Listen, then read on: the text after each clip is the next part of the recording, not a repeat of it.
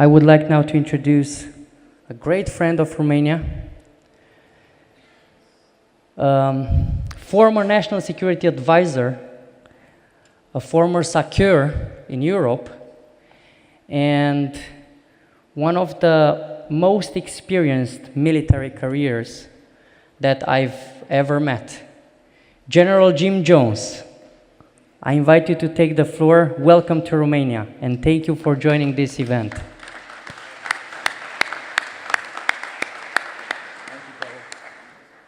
Thank you.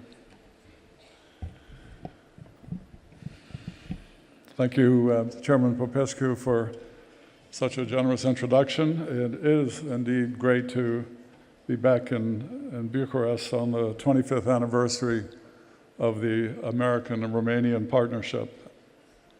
And good morning to you all. Let me also express my appreciation to former Congressman Pittenger and to the Parliament of Romania for their hospitality and for hosting and orchestrating this intelligence security forum. I must take a moment to especially salute former Congressman Pittenger for the work he's doing around the world to keep the issues of our time in the forefront on various continents and in different countries. And thank you very much, sir, for that. It's a wonderful life's work. So it's great to be here among old friends, great to be here in person for the first time in a long time, and including, of course, the President of the Parliament, Marcel Ciolacu, in addition to Minister Lucian Bode. And also, I'm grateful for the messages transmitted by the Prime Minister and the Foreign Minister of Ukraine. Sadly, ladies and gentlemen, we convene here today at a time when war has returned to Europe and in the days immediately following the NATO summit in Madrid, and I'm particularly honored to be here among Ukrainian parliamentary members. This morning, with your permission, I'd like to share with you some personal thoughts regarding what is at stake in Ukraine's courageous and inspiring defense against Russia's aggression, NATO's response to that unprovoked invasion, and what seems to be needed in an era where the scope of international competition and conflict is becoming ever wider and thus more complex. Regarding Ukraine, the situation, as we all know it, is ominous. The Russian government's rhetoric against Ukraine, against NATO, and the West in general, has intensified.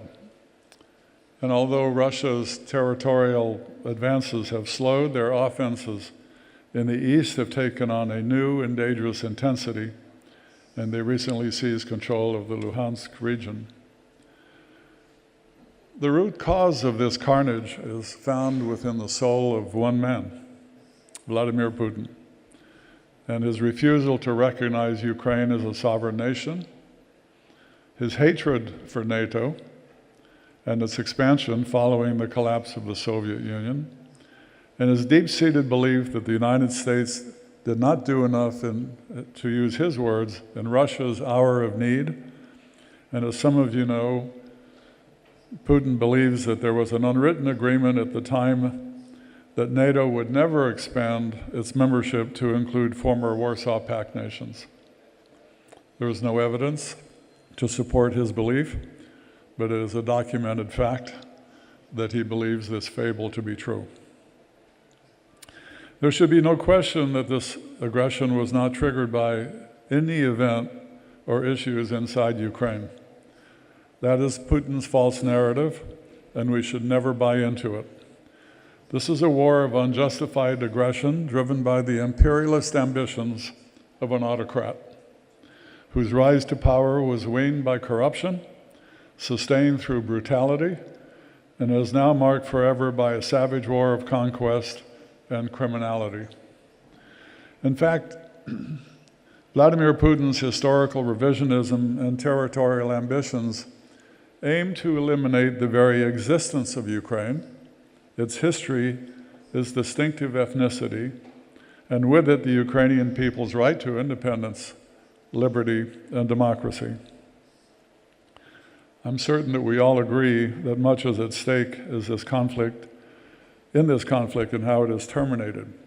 And, of course, Ukraine's sovereignty and survival hangs in the balance. It is jeopardized for the second time in a decade by a regime whose ambitions, actions, and atrocities herald back to the darkest times of the last century.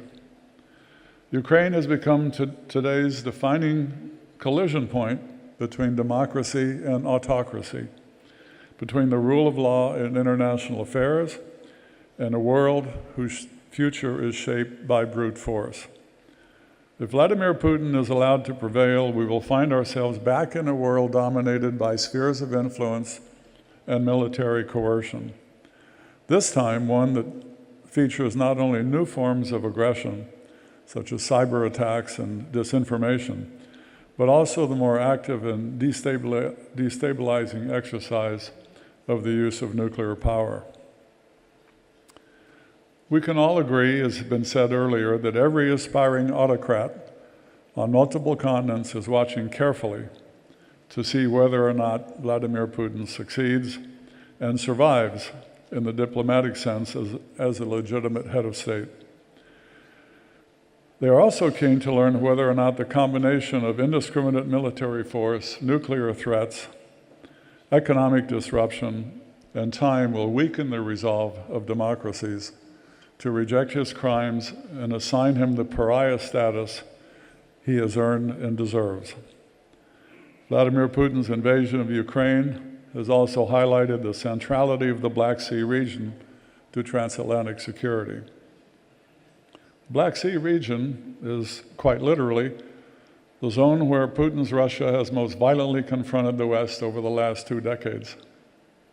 And I'm not just referring to the 2 invasions of Ukraine and Putin's transformation of Crimea into the hub of anti-access area denial zones spanning the Black Sea. I'm also referring to the continuing occupation of Transnistria, the invasion of Georgia, and Moscow's exercise of the full spectrum of hybrid warfare across the region, including trade and energy embargoes, cyber attacks, information warfare, and even sabotage, and of course, assassination. In many ways, the Black Sea region is being pounded into the soft underbelly of the security in Europe. He is determined to transform the Black Sea into his personal military lake, one which he will use to further his revisionist agenda if Western allies do not take adequate steps to deter this aggression.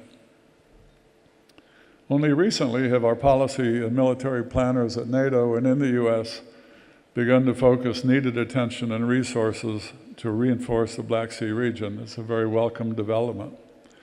Indeed, it is a combination of the stark brutality of Vladimir Putin's invasion of Ukraine and the courageous and inspiring resistance of the Ukrainian people that has precipitated this long overdue transatlantic response. And this includes our support to Ukraine today, which is significant.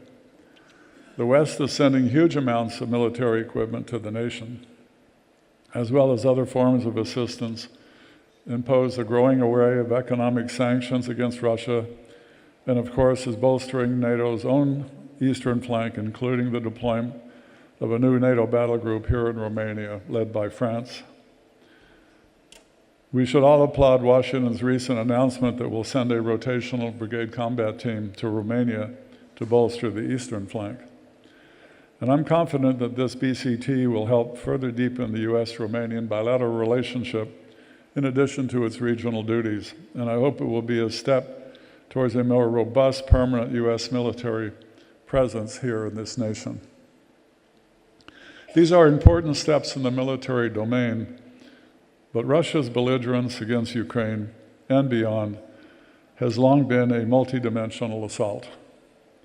Russia blends the application of its conventional military power with threats of nuclear weapons, but also disinformation campaigns, cyber attacks, the weaponization of energy exports, among other non-military fronts.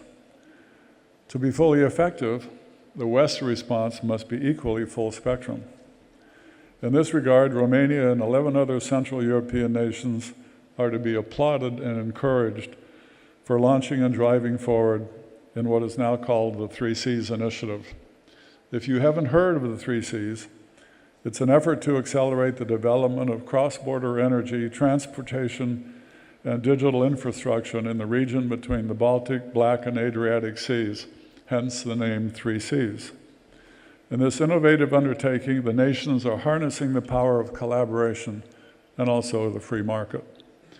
They're using their combined geoeconomic potential to leverage private capital to address a long-standing deficit in regional cross-border connectivity, a legacy from the era of Soviet domination that totally inhibits economic growth and is a source of vulnerability, as demonstrated by Russia's recent effort to pressure those nations by cutting energy supplies.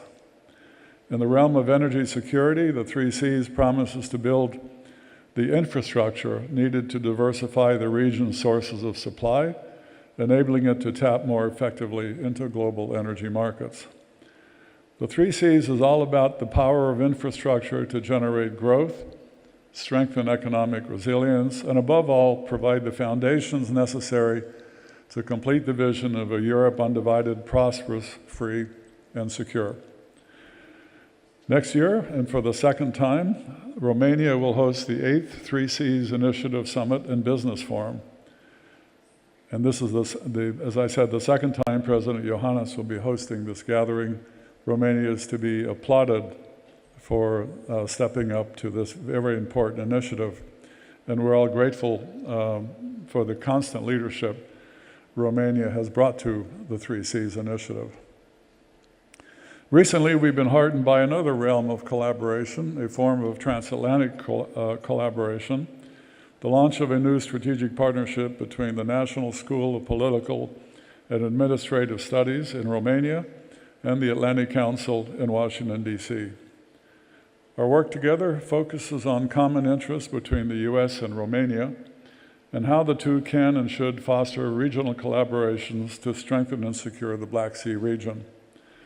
Such forums allow us to discuss topics that oftentimes don't make it to the top tier of subject addressed by NATO summits, like cybersecurity, intelligence sharing, critical infrastructure protection, the harness and securing of 5G, and I emphasize secure 5G, and the leveraging of artificial intelligence and quantum-enabled technologies. So allow me to dig into two of these areas where intensified transatlantic, and since I'm in Bucharest, let me add US-Romania collaboration is urgently needed. And that's the integration of secure 5G technologies into civilian and military networks and cybersecurity for critical infrastructure. 5G is rapidly emerging as a central nervous system of society, harnessing the sensors, communication links, computing capacity, and learning that will make everybody, everything, and every place smarter and more functional. That is why the U.S. military is investing hundreds of millions of dollars testing and integrating 5G, and I emphasize secure 5G, into its secure operations. And there's a clear reason for this. On the battlefield, my old domain, the 5G leader will be more interoperable, coordinated, agile, and lethal. The ramifications of 5G dominance are both tactical and strategic, and they are economic as well as military. The 5G leader, the country or group of countries that most effectively and quickly operationalize the potentials of 5G, especially secure 5G, will enjoy a first mover advantage in developing the innovation and related goods, services, and solutions 5G will enable, and the jobs and growth that will generate. Ladies and gentlemen, today it's still too early to conclude that the US and the West have an upper hand in the race to secure 5G and follow-on generations of wireless communications already in the offing. The winner of this race, be it China or the West, will have the upper hand in setting global wireless communication norms and standards. Nothing could be more consequential in how the global future takes shape. Under the China model, the authoritarian model, precedent informs us that 5G capabilities will be employed, as they do today, to steal intellectual property, monitor and control populations, and to surveil and coerce others beyond their borders. Under the US and allied model, 5G will be a platform to empower citizens, protect their privacy, and enable growth and development. So the transition to 5G provides the United States and its allies a golden opportunity to leverage the societal and economic potentials of secure 5G and to build greater security into our networks by applying new technologies and creating more responsible and enforceable global norms.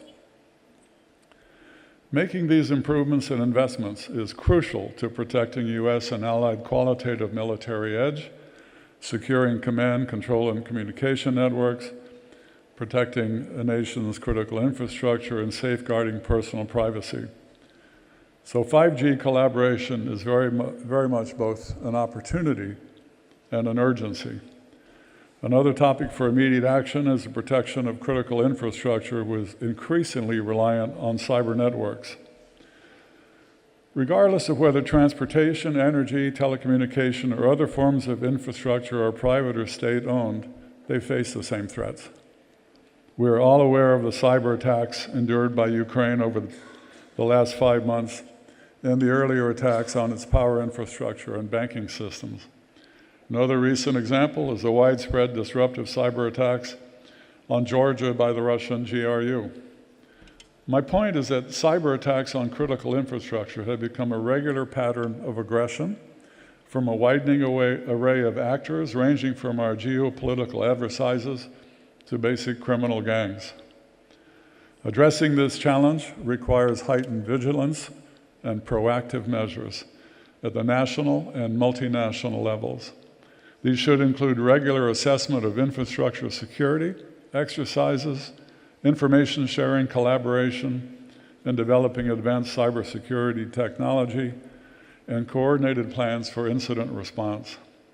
5G, cyber, and infrastructure protection are but a few of the factors that are widening the breadth of what defines security today and tomorrow.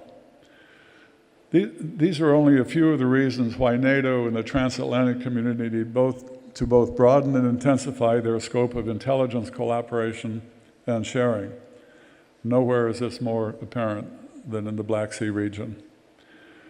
Russia's war against Ukraine has demonstrated the value of sharing real-time intelligence and enhancing shared operating pictures. This war is a lesson on the mutual benefits of intelligence collaboration for all NATO allies. By fostering broader and deeper intelligence cooperation, this forum, the Parliamentary Intelligence Security Forum, is playing an increasingly important function, both in terms of facilitating needed exchanges among legislators and in driving towards essential collaboration between governments. Let me close by noting that this year marks, again, the 25th anniversary of the strategic partnership between Romania and the United States. This bilateral pact reflects our two nations' commitment to shared values and our determination to protect and promote shared interests. This strategic partnership is more than its words on paper. It has been made material by real action. In the military domain, this has included Romania's contribution to NATO and other joint operations in Europe, the Middle East, Central Asia, and elsewhere. It underscored by the actions that Romania and the US are taking to help Ukraine defend itself. And for all of this, Americans are most grateful to our Romanian hosts and look forward to a US-Romania relationship that continues to deepen and widen, contributing ever more to the transatlantic community's security, prosperity, and freedom. I deeply appreciate the honor of addressing you in my capacity as a private citizen and as Chairman Emeritus of the Atlantic Council. Today, Romania stands on the front lines of the 21st century European defense. The United States has committed its renewed support to that defense through its NATO and bilateral pledges. We have no better ally than Romania, and we will be successful once again. Thank you very much.